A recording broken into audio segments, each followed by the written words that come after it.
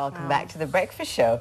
Now, when it comes to Mother Nature, you have to admit that the film and television industry talks the talk with environment-themed movies that inspire and educate audiences. Take Avatar, for example. Yeah, but there are a bunch of local amateur and professional filmmakers who have actually walked the walk.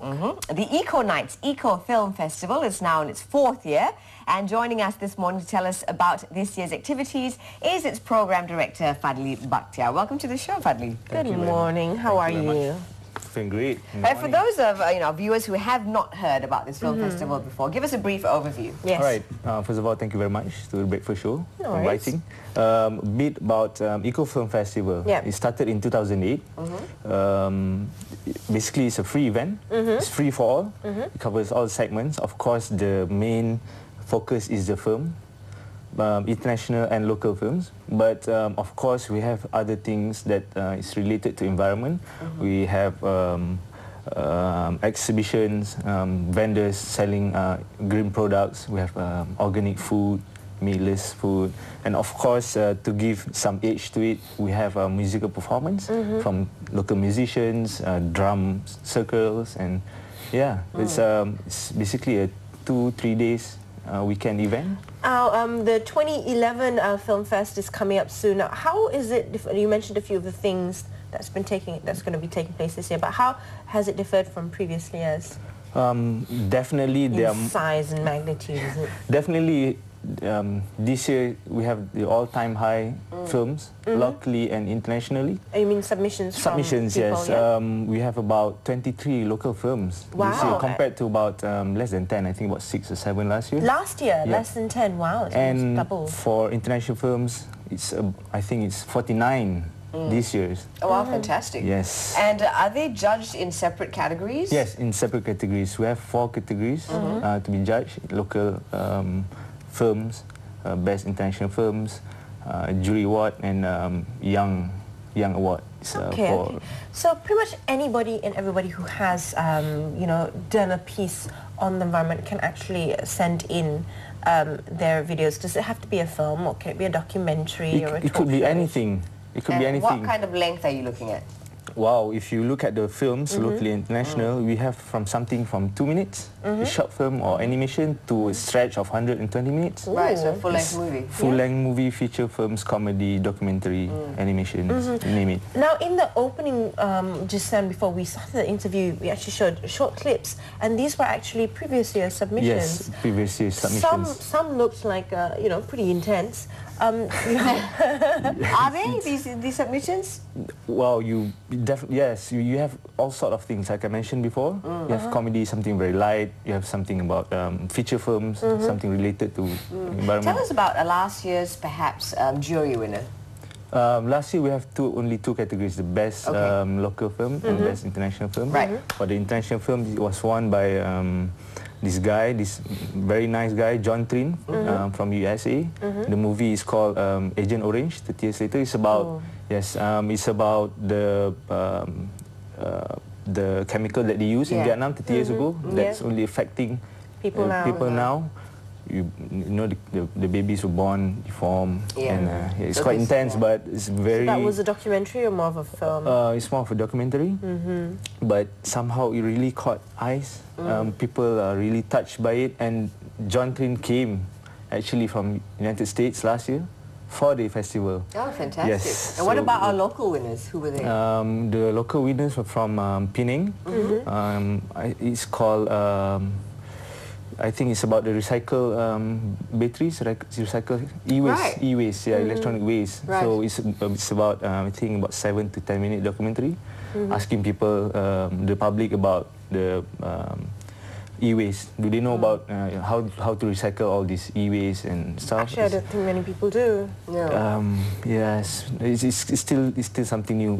That's why we feel the urge to influence and to let people, especially the public, get to know bit by bit. We don't expect them to come and live as an environmentalist, but just to come and just get a little bit more sink exposure. In. So how are you doing this through a film festival, trying to educate the public, especially the younger generation, about environmental awareness? Well, environment. how do we start? It has been here all around. We feel that we are more into education. We feel that when we let you watch films, we let you come there, have a bit of fun here and there, try food, buy some local product, organic soap, and watch short films. It depends on what is your preference.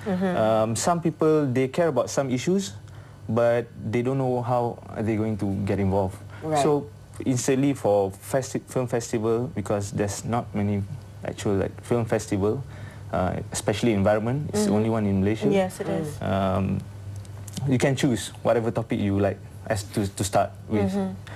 If you like something that's more serious, something like nuclear issues, there's a film for it. You have you want something that's more about consumerism, you have something for it.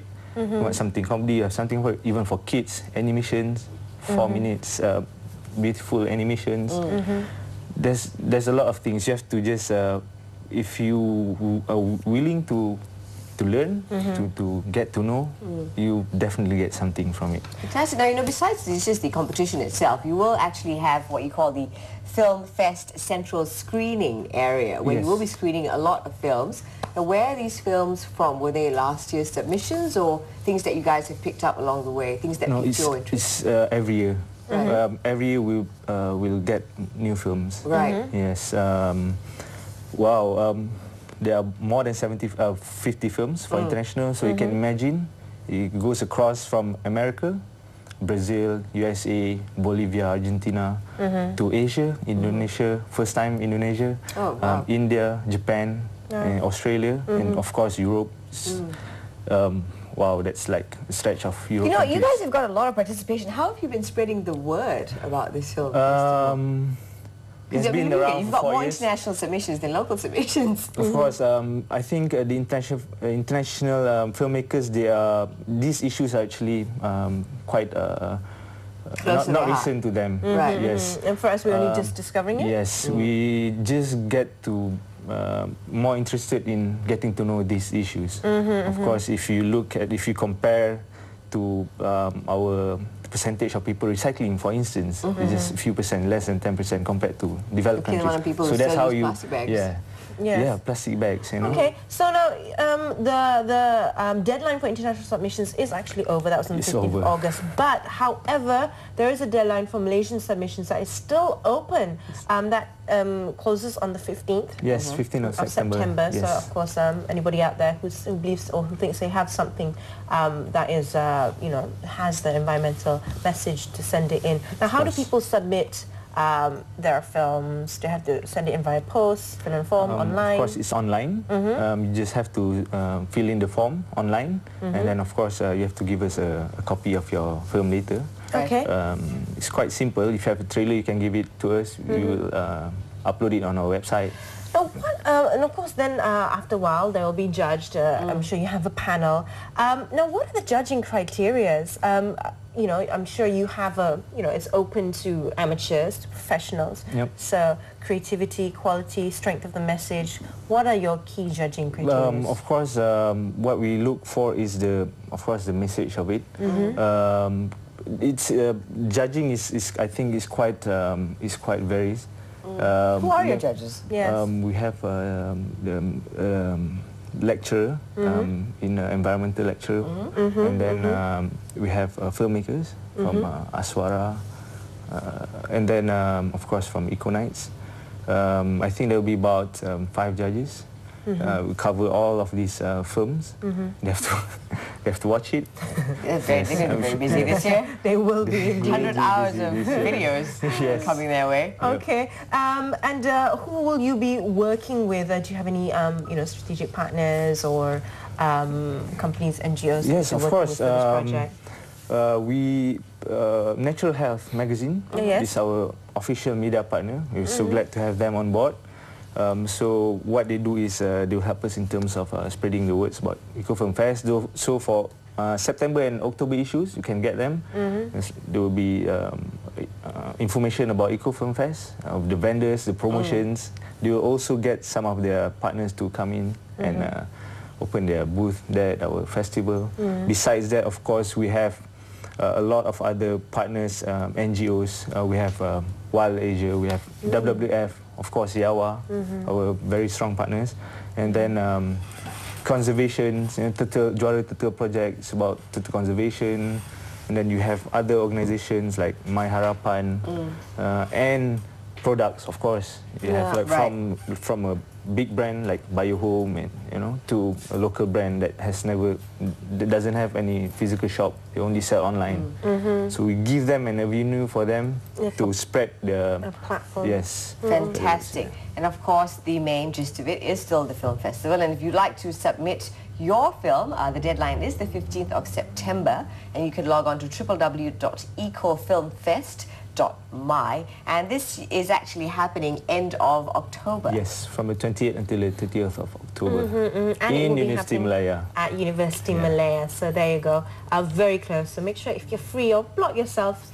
It's going to be a 3-day festival, a lot of things happening. Make sure you go block your time. Thank you very much for being on the show, Fadli. Thank you very much. All the best. Already as it is, 49 international submissions, 23 local, and the date's not still time for some more. Exactly, not closed yet. So it's very good, though, that your judge is going to be very busy this year. Yes. Thank you very much. But with that...